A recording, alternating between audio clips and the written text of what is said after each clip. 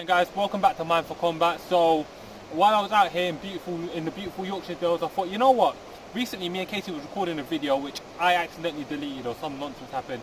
So I thought it's a good opportunity to record it again. So let me introduce you guys to Casey. You've already met James. E5 fans. In my Conor McGregor video. So Casey, my boy, one of my lifetime boys since childhood. He's a black belt in Taekwondo. Done my Thai since he was what? 13 years old, 28 now. So that's a long time, innit? Yeah.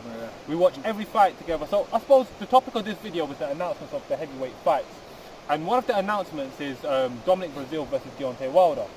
And so why don't you start with telling me your thoughts on that fight and what your opinion is of it?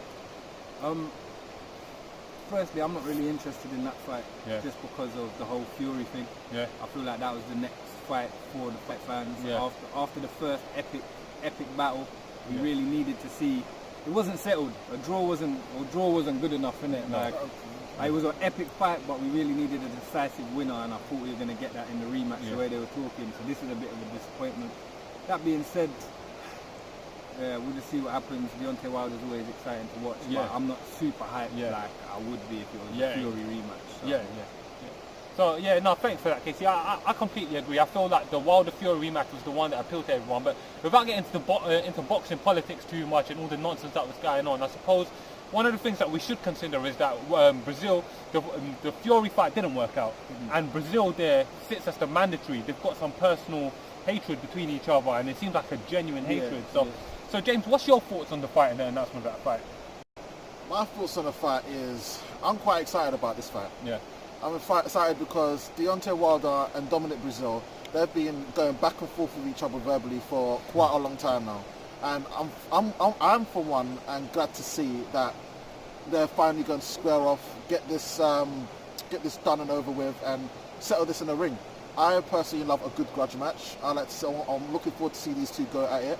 I don't see a clear victory for Dominic Breazeale. I do feel as if this is going to be a walk in the park, so to speak, for Deontay Wilder. You know, he's got that explosive power. But that being said, Dominic Breazeale, he has greatly improved since he lost to Anthony Joshua, and that is the only person he's ever lost to. But as Casey said, I do feel as if the best matchup would have been for Tyson Fury and Deontay Wilder to go back in the ring and settle this once and for all. Yeah, but you know, it's not happened. But I am looking forward to this Dominic Breazeale fight with Deontay Wilder. It just feels like the three main guys are just fighting. So it's kind of funny. So I think the general consensus here is, especially between us as like hardcore boxing fans, is that whilst this fight is acceptable, it's not the fight that we wanted. And like, speaking of fights that no one wanted, Tyson Fury's announced he's fighting Tom Schwarz. Now, for those of you who don't know nothing about Tom Schwarz, I'll give you guys a bit of background on him. So he's a young 24-0 heavyweight. He's 24-0 with 16 KOs. He's a German heavyweight. He hasn't really beaten anyone off note. His best was probably Shened Gashi, and that was by disqualification. One thing I must say about Tom Schwarz, though, is that I guess the sport of boxing is about young guys making their name, coming up, and then fighting the guys at the top of the sport. So maybe this is the right thing to do if a world title fight is not going to materialise, because the white fight was going to happen for politics-related reasons. Let's leave the politics out. There's Luis Ortiz. No one wants to fight Ortiz. Everyone wants to talk about how old he is, but no one wants to fight him.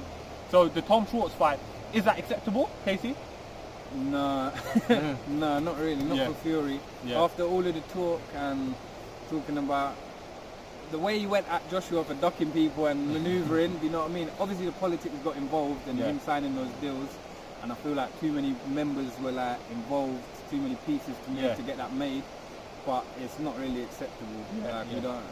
Nobody wants to see it, man. Nobody wants to see it. There was other options. Well, I don't know. We can't say there was other options, but there should have been other options in it. So, James, what about you? Have I swayed you that this is a good opponent for Tyson Fury? I don't think this is a very good opponent for Tyson Fury, to say the slightest. This Tom Schwarz guy, whatever his name is, he's done nothing to prove himself to take a stab at the lineal heavyweight champion of the world. And arguably, he beat Deontay Wilder, isn't it? So it's like arguably undisputed. So I don't feel as if this is a good fight. I don't think this is a good matchup. I think Tyson Fury, he could have gone for somebody like Dillian Whyte, or even attempted to get a fight with Luis Ortiz. There's other options he could have taken. I think this is, to be honest, embarrassing. So there you have it, guys. Like that's a couple of opinions, a pretty strong, firm opinion on the Tyson Fury versus Tom Schwarz fight.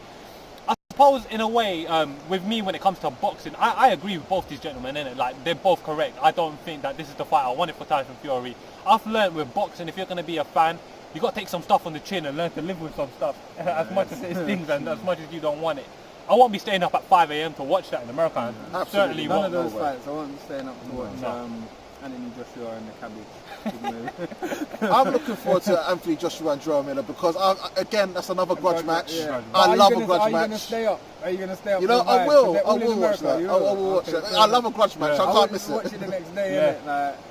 So, like, I think ultimately I don't want to be too negative because it's been quite a positive video with some positive conversation, but I think one of the things that's coming out for me, especially with boxing and the state of boxing in 2019, I've done a video on that, you should check that out if you haven't already, is that heavyweights, there seems to be some sort of a stalemate going on at the top of the division where everyone wants to hold on to their O's because they all got their O's. They all want to hold on to their status, championship status, but they don't want to collide. And I think for the sport of boxing to truly kick off and get to where it needs to get, we need to see the guys start fighting each other, and I really wish that start fighting each other. So guys, I won't drag this video on for too much. Thank you guys for joining me for the video. Daisy, I appreciate it for having you. James, thank you for coming on. Guys, let me know what you guys think in the comment section below.